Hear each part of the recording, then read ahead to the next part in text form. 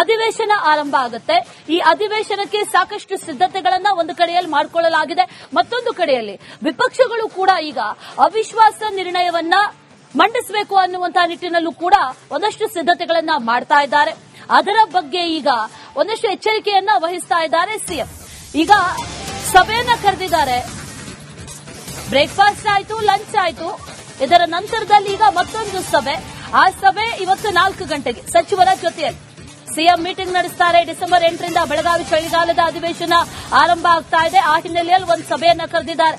ವಿಪಕ್ಷಗಳನ್ನ ಸಮರ್ಥವಾಗಿ ಎದುರಿಸೋದಕ್ಕೆ ಒಂದಷ್ಟು ವಿಚಾರಗಳನ್ನ ಮುಂದಿಟ್ಕೊಂಡು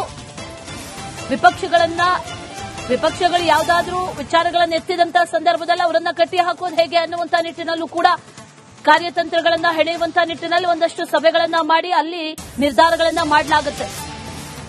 ಬೆಳಗಾವಿ ವಿಧಾನಮಂಡಲದ ಚಳಿಗಾಲದ ಅಧಿವೇಶನದಲ್ಲಿ ಪ್ರತಿಪಕ್ಷಗಳನ್ನ ಸಮರ್ಥವಾಗಿ ಯಾವ ರೀತಿ ಎದುರಿಸಬೇಕು ಅನ್ನುವಂತಹ ನಿಟ್ಟಿನಲ್ಲಿ ಕಾರ್ಯತಂತ್ರವನ್ನ ಈಗಾಗಲೇ ರೂಪಿಸಲಾಗ್ತಾ ಇದೆ. ಆ ನಿಟ್ಟಿನಲ್ಲಿ ಸಿಎಂ ಸಿದ್ದರಾಮಯ್ಯ ಇವತ್ತು ಪ್ರತ್ಯೇಕವಾಗಿ ಒಂದಷ್ಟು ಮೀಟಿಂಗ್ ಅನ್ನ ನಡೆಸುತ್ತಾರೆ. ಇವತ್ತು ಸಂಜೆ 4 ಗಂಟೆಗೆ ಸಚಿವರ ಜೊತೆಯಲ್ಲಿ ಒಂದು ಮೀಟಿಂಗ್ ಇದೆ ಅನ್ನುವಂತಹ ಮಾಹಿತಿ ಲಭ್ಯವಾಗ್ತಾ ಇದೆ. ಸಚಿವರೊಂದಿಗೆ ಸಭೆ ಮಾಡ್ತಾರೆ.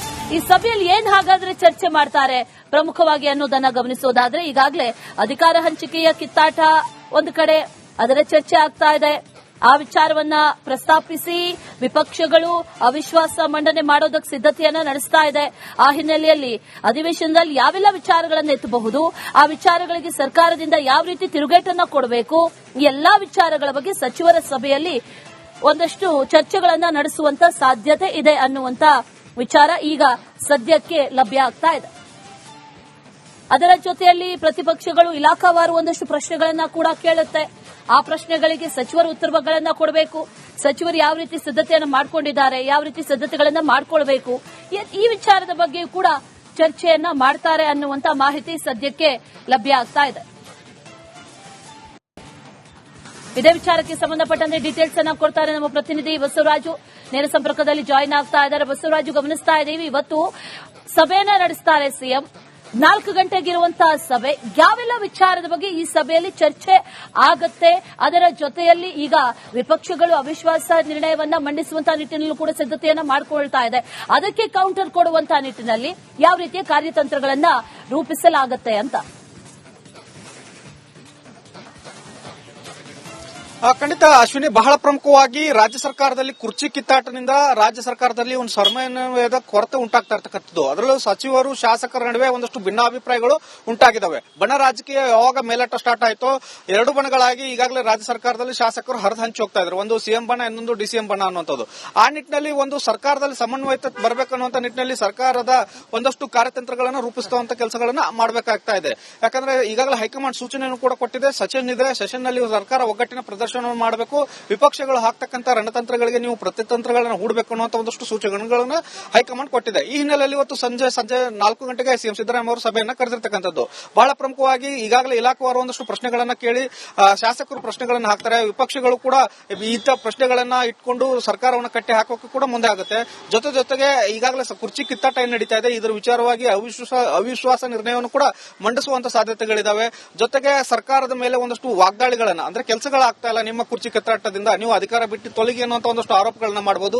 ಇಂತಹ ಸಂದರ್ಭದಲ್ಲಿ ಸರ್ಕಾರದ ಶಾಸಕರು ಸಚಿವರು ಒಗ್ಗಟ್ಟದ ಪ್ರದರ್ಶನ ಮಾಡದೆ ಹೋದ್ರೆ ನಮ್ಮ ಸರ್ಕಾರಕ್ಕೆ ಮುಜುಗರ ಆಗುತ್ತೆ ಅನ್ನುವಂತ ಒಂದಷ್ಟು ಅಭಿಪ್ರಾಯಗಳು ವ್ಯಕ್ತವಾಗ್ತಾ ಇದಾವೆ. ಆ ನಿಟ್ಟಿನಲ್ಲಿ ಇವತ್ತು ಸಿಎಂ ಸಿದ್ದರಾಮಯ್ಯ ಒಂದು ಸಮನ್ವಯವನ್ನು ಸಾಧಿಸುವಂತ ನಿಟ್ಟಿನಲ್ಲಿ ಸಚಿವರನ್ನ ಕರೆದು ಇವತ್ತು 4 ಗಂಟೆಗೆ ಮೀಟಿಂಗ್ ಮಾಡ್ತಾ ಇರ್ತಕ್ಕಂಥದ್ದು. ಮತ್ತು ಇನ್ನು ಮುಂದಿನ ದಿನಗಳಲ್ಲಿ ಶಾಸಕಾಂಗ ಪಕ್ಷದ ಸಭೆಯನ್ನು ಕೂಡ ಸಿಎಂ ಸಿದ್ದರಾಮಯ್ಯ ಅವರು ಕರೀತಾರೆ. ಅಲ್ಲಿ ಎಲ್ಲರೂ ಕೂಡ ಒಗ್ಗಟ್ಟಿನ ಮಂತ್ರವನ್ನು ಜಪಿಸಿ ವಿರೋಧ ಪಕ್ಷಗಳು ಹಾಕ್ತಕ್ಕಂತಹ ರಣತಂತ್ರ ದಾಳಗಳಿಗೆ ಪ್ರತಿತಂತ್ರಗಳನ್ನು ಹೂಡಿ ನಾವು ಸರ್ಕಾರ ಸಮರ್ಥವಾಗಿ ಎದುರಿಸಬೇಕು ಅನ್ನುವಂತ ನಿಟ್ಟಿನಲ್ಲಿ ಈ ಸಭೆ ನಡೀತಾ ಇರ್ತಕ್ಕಂಥದ್ದು. Ashwini, right Basavaraju, thank you ಡೀಟೇಲ್ಸ್ಗೆ. ಏನು 4 ದಿನಗಳಲ್ಲಿ ಅಧಿವೇಶನ ಆರಂಭ ಆಗುತ್ತೆ. ಈ ಅಧಿವೇಶನಕ್ಕೆ ಸಾಕಷ್ಟು ಸಿದ್ಧತೆಗಳನ್ನ ಒಂದು ಕಡೆಯಲ್ಲಿ ಮಾಡಿಕೊಳ್ಳಲಾಗಿದೆ. ಮತ್ತೊಂದು ಕಡೆಯಲ್ಲಿ ವಿಪಕ್ಷಗಳು ಕೂಡ ಈಗ ಅವಿಶ್ವಾಸ ನಿರ್ಣಯವನ್ನ ಮಂಡಿಸಬೇಕು ಅನ್ನುವಂತಹ ನಿಟ್ಟಿನಲ್ಲೂ ಕೂಡ ಒಂದಷ್ಟು ಸಿದ್ಧತೆಗಳನ್ನ ಮಾಡ್ತಾ ಇದ್ದಾರೆ. ಅದರ ಬಗ್ಗೆ ಈಗ ಒಂದಷ್ಟು ಎಚ್ಚರಿಕೆಯನ್ನ ವಹಿಸ್ತಾ ಇದ್ದಾರೆ ಸಿಎಂ. ಈಗ ಸಭೆಯನ್ನ ಕರೆದಿದ್ದಾರೆ. ಬ್ರೇಕ್ಫಾಸ್ಟ್ ಆಯ್ತು, ಲಂಚ್ ಆಯ್ತು. ಇದರ ನಂತರದಲ್ಲಿ ಈಗ ಮತ್ತೊಂದು ಸಭೆ. ಆ ಸಭೆ ಇವತ್ತು 4 ಗಂಟೆಗೆ ಸಚಿವರ ಜೊತೆಯಲ್ಲಿ ಸಿಎಂ ಮೀಟಿಂಗ್ ನಡೆಸ್ತಾರೆ. ಡಿಸೆಂಬರ್ 8ರಿಂದ ಬೆಳಗಾವಿ ಚಳಿಗಾಲದ ಅಧಿವೇಶನ ಆರಂಭ ಆಗ್ತಾ ಇದೆ. ಆ ಹಿನ್ನೆಲೆಯಲ್ಲಿ ಒಂದು ಸಭೆಯನ್ನ ಕರೆದಿದ್ದಾರೆ. ವಿಪಕ್ಷಗಳನ್ನ ಸಮರ್ಥವಾಗಿ ಎದುರಿಸೋದಕ್ಕೆ ಒಂದಷ್ಟು ವಿಚಾರಗಳನ್ನ ಮುಂದಿಟ್ಕೊಂಡು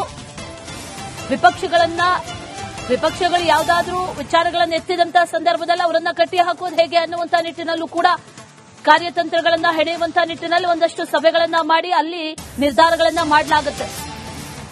ಬೆಳಗಾವಿ ವಿಧಾನಮಂಡಲದ ಚಳಿಗಾಲದ ಅಧಿವೇಶನದಲ್ಲಿ ಪ್ರತಿಪಕ್ಷಗಳನ್ನ ಸಮರ್ಥವಾಗಿ ಯಾವ ರೀತಿ ಎದುರಿಸಬೇಕು ಅನ್ನುವಂತ ನಿಟ್ಟಿನಲ್ಲಿ ಕಾರ್ಯತಂತ್ರವನ್ನ ಈಗಾಗಲೇ ರೂಪಿಸಲಾಗ್ತಾ ಇದೆ. ಆ ನಿಟ್ಟಿನಲ್ಲಿ ಸಿಎಂ ಸಿದ್ದರಾಮಯ್ಯ ಇವತ್ತು ಪ್ರತ್ಯೇಕವಾಗಿ ಒಂದಷ್ಟು ಮೀಟಿಂಗ್ ಅನ್ನ ನಡೆಸ್ತಾರೆ. ಇವತ್ತು ಸಂಜೆ 4 ಗಂಟೆಗೆ ಸಚಿವರ ಜೊತೆಯಲ್ಲಿ ಒಂದು ಮೀಟಿಂಗ್ ಇದೆ ಅನ್ನುವಂತ ಮಾಹಿತಿ ಲಭ್ಯವಾಗ್ತಾ ಇದೆ. ಸಚಿವರೊಂದಿಗೆ ಸಭೆ ಮಾಡ್ತಾರೆ. ಈ ಸಭೆಯಲ್ಲಿ ಏನ್ ಹಾಗಾದ್ರೆ ಚರ್ಚೆ ಮಾಡ್ತಾರೆ ಪ್ರಮುಖವಾಗಿ ಅನ್ನೋದನ್ನ ಗಮನಿಸೋದಾದ್ರೆ, ಈಗಾಗಲೇ ಅಧಿಕಾರ ಹಂಚಿಕೆಯ ಕಿತ್ತಾಟ ಒಂದು ಕಡೆ ಅದರ ಚರ್ಚೆ ಆಗ್ತಾ ಇದೆ. ಆ ವಿಚಾರವನ್ನ ಪ್ರಸ್ತಾಪಿಸಿ ವಿಪಕ್ಷಗಳು ಅವಿಶ್ವಾಸ ಮಂಡನೆ ಮಾಡೋದಕ್ಕೆ ಸಿದ್ದತೆಯನ್ನ ನಡೆಸ್ತಾ ಇದೆ. ಆ ಹಿನ್ನೆಲೆಯಲ್ಲಿ ಅಧಿವೇಶನದಲ್ಲಿ ಯಾವೆಲ್ಲ ವಿಚಾರಗಳನ್ನು ಎತ್ತಬಹುದು, ಆ ವಿಚಾರಗಳಿಗೆ ಸರ್ಕಾರದಿಂದ ಯಾವ ರೀತಿ ತಿರುಗೇಟನ್ನ ಕೊಡಬೇಕು, ಈ ಎಲ್ಲಾ ವಿಚಾರಗಳ ಬಗ್ಗೆ ಸಚಿವರ ಸಭೆಯಲ್ಲಿ ಒಂದಷ್ಟು ಚರ್ಚೆಗಳನ್ನ ನಡೆಸುವಂತ ಸಾಧ್ಯತೆ ಇದೆ ಅನ್ನುವಂತ ವಿಚಾರ ಈಗ ಸದ್ಯಕ್ಕೆ ಲಭ್ಯ ಆಗ್ತಾ ಇದೆ. ಅದರ ಜೊತೆಯಲ್ಲಿ ಪ್ರತಿಪಕ್ಷಗಳು ಇಲಾಖಾವಾರು ಒಂದಷ್ಟು ಪ್ರಶ್ನೆಗಳನ್ನ ಕೂಡ ಕೇಳುತ್ತೆ. ಆ ಪ್ರಶ್ನೆಗಳಿಗೆ ಸಚಿವರು ಉತ್ತರಗಳನ್ನ ಕೊಡಬೇಕು. ಸಚಿವರು ಯಾವ ರೀತಿ ಸಿದ್ದತೆಯನ್ನು ಮಾಡಿಕೊಂಡಿದ್ದಾರೆ, ಯಾವ ರೀತಿ ಸಿದ್ದತೆಗಳನ್ನ ಮಾಡಿಕೊಳ್ಬೇಕು, ಈ ವಿಚಾರದ ಬಗ್ಗೆ ಕೂಡ ಚರ್ಚೆಯನ್ನ ಮಾಡ್ತಾರೆ ಅನ್ನುವಂತ ಮಾಹಿತಿ ಸದ್ಯಕ್ಕೆ ಲಭ್ಯ ಆಗ್ತಾ ಇದೆ. ಇದೇ ವಿಚಾರಕ್ಕೆ ಸಂಬಂಧಪಟ್ಟಂತೆ ಡೀಟೇಲ್ಸ್ ಅನ್ನ ಕೊಡ್ತಾರೆ ನಮ್ಮ ಪ್ರತಿನಿಧಿ ಬಸವರಾಜು. ನೇರ ಸಂಪರ್ಕದಲ್ಲಿ ಜಾಯಿನ್ ಆಗ್ತಾ ಇದ್ದಾರೆ. ಬಸವರಾಜು, ಗಮನಿಸ್ತಾ ಇದ್ದೀವಿ ಇವತ್ತು ಸಭೆಯನ್ನ ನಡೆಸ್ತಾರೆ ಸಿಎಂ.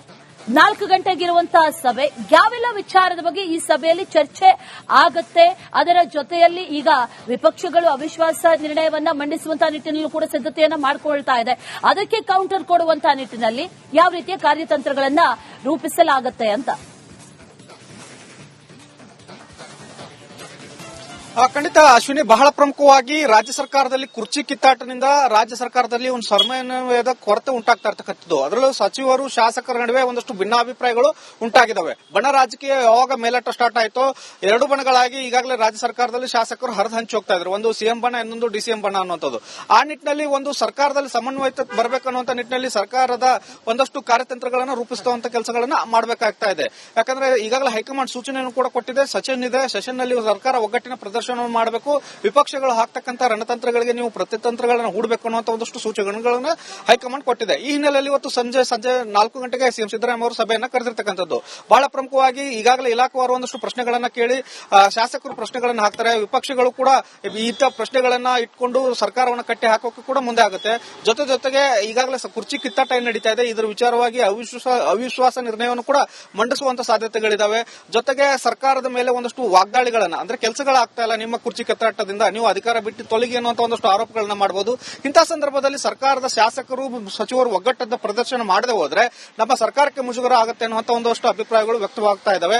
ಆ ನಿಟ್ಟಿನಲ್ಲಿ ಇವತ್ತು ಸಿಎಂ ಸಿದ್ದರಾಮಯ್ಯ ಒಂದು ಸಮನ್ವಯವನ್ನು ಸಾಧಿಸುವಂತ ನಿಟ್ಟಿನಲ್ಲಿ ಸಚಿವರನ್ನ ಕರೆದು ಇವತ್ತು 4 ಗಂಟೆಗೆ ಮೀಟಿಂಗ್ ಮಾಡ್ತಾ ಇರ್ತಕ್ಕಂಥದ್ದು. ಮತ್ತು ಇನ್ನು ಮುಂದಿನ ದಿನಗಳಲ್ಲಿ ಶಾಸಕಾಂಗ ಪಕ್ಷದ ಸಭೆಯನ್ನು ಕೂಡ ಸಿಎಂ ಸಿದ್ದರಾಮಯ್ಯ ಅವರು ಕರೀತಾರೆ. ಅಲ್ಲಿ ಎಲ್ಲರೂ ಕೂಡ ಒಗ್ಗಟ್ಟಿನ ಮಂತ್ರವನ್ನು ಜಪಿಸಿ ವಿರೋಧ ಪಕ್ಷಗಳು ಹಾಕ್ತಕ್ಕಂಥ ರಣತಂತ್ರ ದಾಳಗಳಿಗೆ ಪ್ರತಿತಂತ್ರಗಳನ್ನು ಹೂಡಿ ನಾವು ಸರ್ಕಾರ ಸಮರ್ಥವಾಗಿ ಎದುರಿಸಬೇಕನ್ನುವಂತ ನಿಟ್ಟಿನಲ್ಲಿ ಈ ಸಭೆ ನಡೀತಾ ಇರ್ತಕ್ಕಂಥದ್ದು. ಅಶ್ವಿನಿ.